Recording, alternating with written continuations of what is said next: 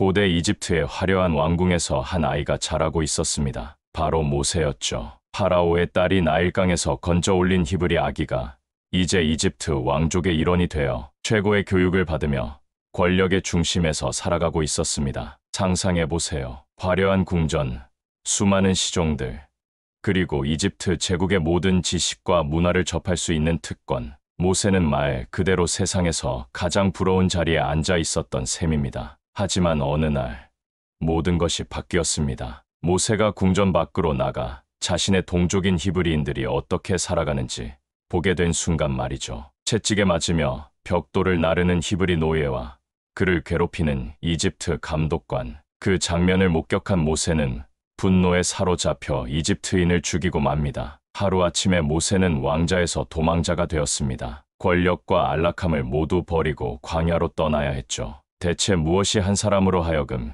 이런 극단적인 선택을 하게 만든 걸까요? 왕궁의 모든 것을 포기하면서까지 지키고 싶었던 것은 무엇이었을까요? 이것이 바로 모세라는 인물이 던지는 첫 번째 질문입니다. 과연 이런 일이 정말 일어날 수 있는 것일까요? 그런데 여기서 흥미로운 사실 하나가 드러납니다. 이집트 왕실의 방대한 기록들을 살펴봐도 모세라는 인물은 어디에도 등장하지 않는다는 것입니다. 고대 이집트인들은 정말 꼼꼼한 기록광들이었습니다. 파라오의 일상부터 시작해서 궁정의 크고 작은 일들, 심지어 왕족들의 개인사까지 세세하게 남겨놓았거든요. 왕실 도서관에는 수천 년에 걸친 기록들이 빼곡히 쌓여 있었지만 그 어디에도 모세에 대한 언급은 단 한 줄도 찾을 수 없습니다. 정말 이상하지 않나요? 더 신기한 건 모세라는 이름 자체입니다. 히브리어로 모세는 물에서 건짐을 받은 자라는 뜻이에요. 나일강에서 건져 올려졌다는 그 이야기와 정확히 들어맞죠. 하지만 이것이 실제 이름일까요?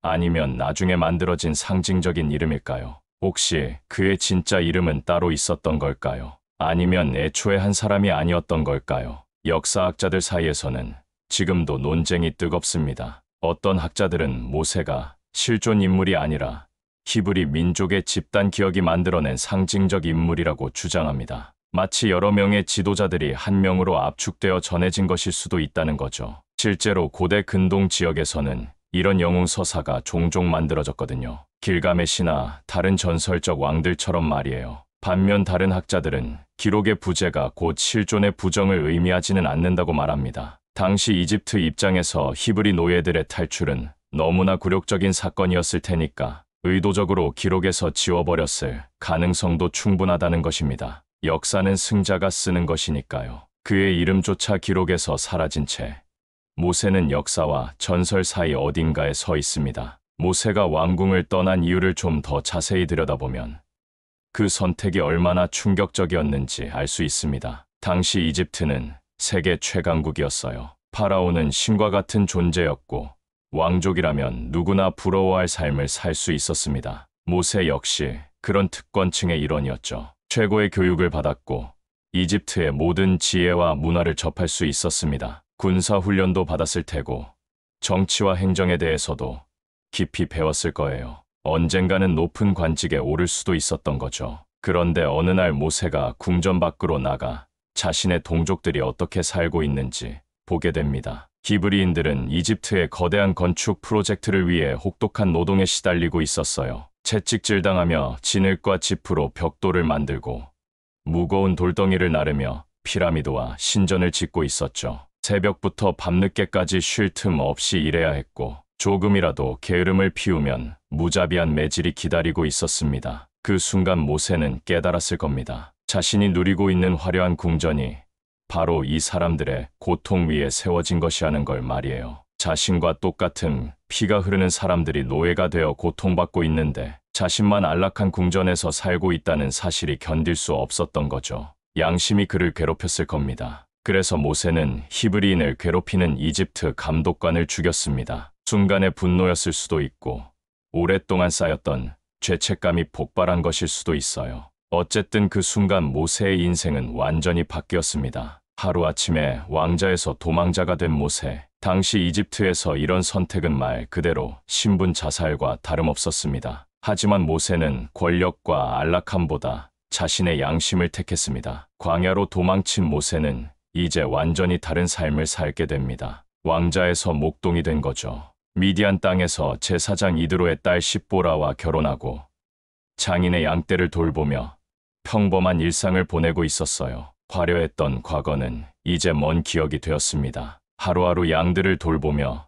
광야의 거친 생활에 익숙해져 가고 있었죠. 40년이라는 긴 세월이 흘렀습니다. 한때 이집트 최고의 교육을 받았던 왕자는 이제 그저 평범한 목동일 뿐이었어요. 아마 자신의 과거를 후회하기도 했을 겁니다. 괜히 나섰다가 모든 걸 잃어버린 건 아닐까 하고 말이에요. 그런데 어느 날 모세의 인생을 또 한 번 바꿀 만한 일이 일어납니다. 호렙산 근처에서 양을 치던 모세가 이상한 광경을 목격하게 된 거예요. 떨기나무 한 그루가 활활 타오르고 있는데 신기하게도 그 나무가 타서 없어지지 않는 겁니다. 계속 불길이 치솟고 있는데 나무는 그대로 있더라는 거죠. 호기심이 생긴 모세가 가까이 다가가려는 순간 그 불타는 떨기나무에서 음성이 들려옵니다. 모세야, 모세야, 이리로 가까이 오지 말라. 내가 서 있는 곳은 거룩한 땅이니 내 발에서 신을 벗으라. 모세는 깜짝 놀라 신발을 벗고 얼굴을 가렸습니다. 그리고 그 음성의 주인이 바로 하나님이시라는 걸 깨달았죠. 하나님은 모세에게 말씀하셨습니다. 이집트에서 고통받고 있는 내 백성들의 신음소리를 들었다. 너는 가서 내 백성을 이집트에서 이끌어내라. 하지만 모세는 당황했습니다. 저 같은 사람이 어떻게 파라오에게 가서 히브리인들을 내보내 달라고 할 수 있겠습니까? 40년 동안 양만 치던 늙은 목동이 어떻게 그런 일을 할 수 있을까요? 이 장면은 정말 신비롭습니다. 불타는 떨기나무에서 들리는 하나님의 음성. 과연 이것을 어떻게 이해해야 할까요? 실제로 일어난 초자연적 사건일까요?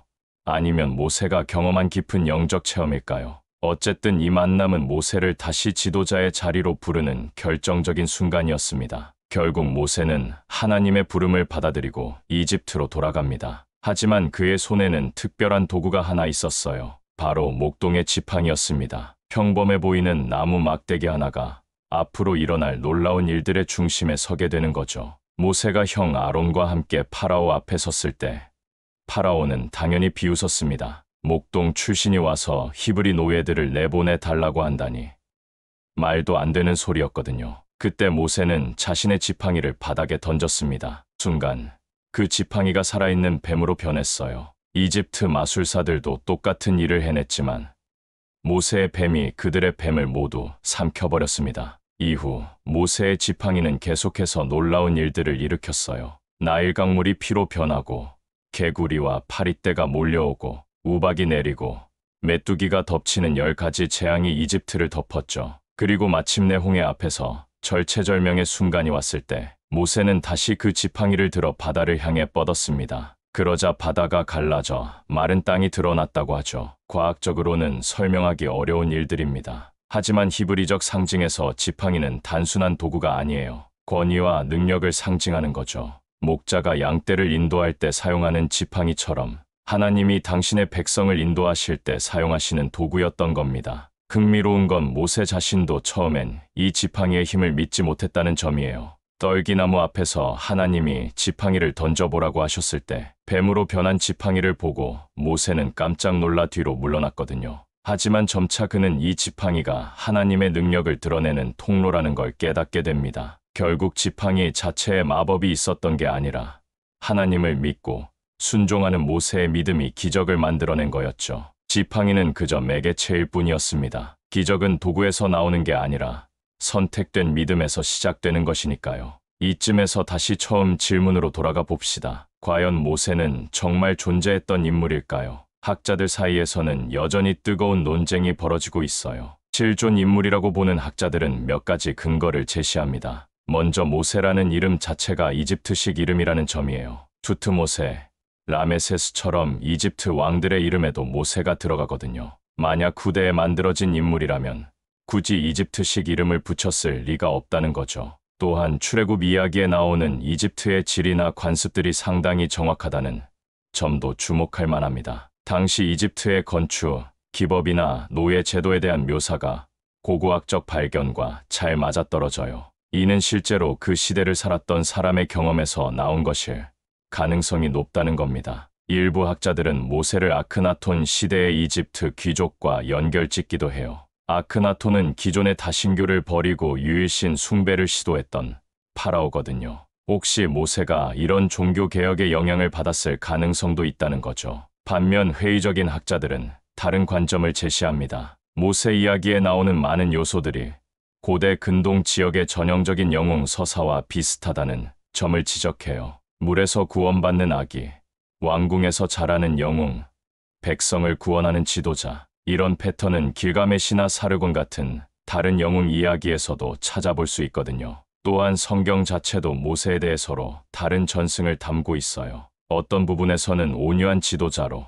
다른 부분에서는 분노하는 예언자로 묘사되죠. 이는 여러 전승이 하나로 합쳐진 결과일 수도 있다는 겁니다. 하지만 결정적인 증거는 여전히 부족합니다. 이집트 기록에서 모세를 찾을 수 없고, 시나이 반도에서도 대규모 인구 이동의 흔적을 발견하기 어렵거든요. 그래서 일부 학자들은 모세를 역사적 인물보다는 히브리 민족의 집단 기억이 만들어낸 상징적 존재로 봅니다. 결국 모세는 역사보다 기억에 의해 존재하는 인물인 셈이죠. 실존 여부를 떠나서 모세가 보여준 리더십은 오늘날에도 많은 것을 생각하게 합니다. 과연 어떤 지도자였을까요? 먼저 모세는 완벽하지 않은 지도자였어요. 성격이 급하기도 했고 때로는 하나님께 불평하기도 했습니다. 백성들이 너무 말을 안 듣자 돌판을 내던져 깨뜨린 적도 있죠. 심지어 하나님의 명령을 어겨서 약속의 땅에 들어가지 못하게 된 것도 모세였어요. 하지만 바로 이런 인간적인 모습 때문에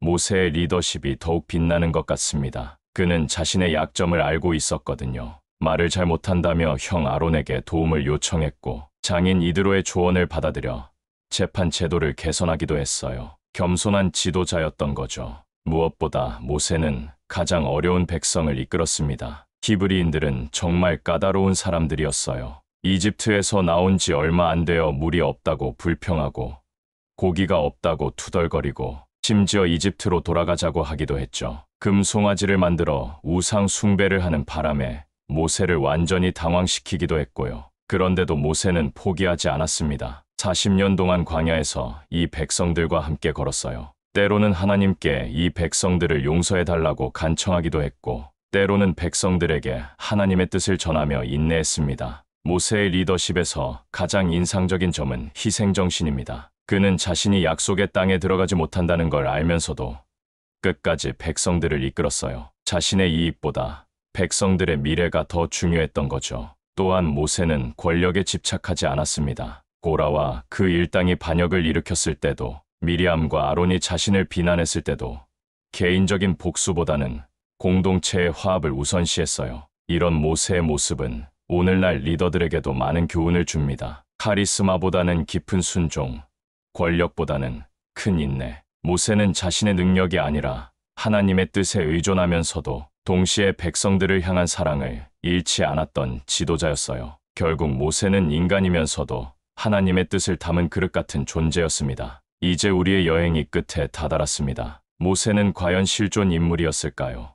아니면 신화 속 상징이었을까요? 사실 이 질문에 대한 명확한 답은 없을지도 모릅니다. 고고학적 증거도 부족하고 이집트 기록에서도 찾을 수 없으니까요. 하지만 한 가지 분명한 건 있어요. 모세라는 존재가 수천 년 동안 수많은 사람들에게 영향을 미쳤다는 사실입니다. 실존보다 더 강력한 건 바로 이런 영향력이 아닐까요? 모세의 이야기는 오늘날에도 여전히 살아 숨쉬고 있거든요. 억압받는 사람들에게는 해방의 희망을, 지도자들에게는 섬김의 본을, 평범한 사람들에게는 선택의 용기를 주고 있습니다. 왕궁의 안락함을 버리고 노예 편에 선 그 선택, 광야에서 하나님의 음성을 들었던 그 경험, 지팡이 하나로 기적을 행했던 그 믿음, 40년 동안 까다로운 백성들을 이끌었던 그 인내, 이 모든 것들이 모세를 단순한 역사적 인물을 넘어서 영원한 상징으로 만들었어요. 중요한 건 모세가 보여준 가치들입니다. 권력보다 정의를, 안락함보다 양심을, 개인의 이익보다 공동체의 선을 택하는 것. 이런 가치들은 시대를 초월해서 우리에게 여전히 유효한 메시지를 던지고 있어요. 그리고 모세의 이야기는 또 다른 질문을 우리에게 던집니다. 과연 우리는 지금 누구의 편에 서고 있을까요? 권력자의 편일까요? 아니면 약자의 편일까요? 안락한 자리에 머물고 있을까요? 아니면 용기 있는 선택을 하고 있을까요? 모세는 우리에게 이렇게 말하는 것 같습니다. 때로는 모든 것을 버리고라도 옳은 일을 선택해야 할 순간이 온다고. 그리고 그런 선택이야말로 진정으로 인간다운 삶이라고 말이에요. 결국 모세가 실존 인물이었는지는 중요하지 않을 수도 있습니다. 그보다 더 중요한 건 그가 우리에게 남긴 이야기와 그 이야기가 우리를 어떻게 변화시키고 있느냐는 것이죠. 모세는 여전히 오늘의 우리를 움직이고 있으니까요.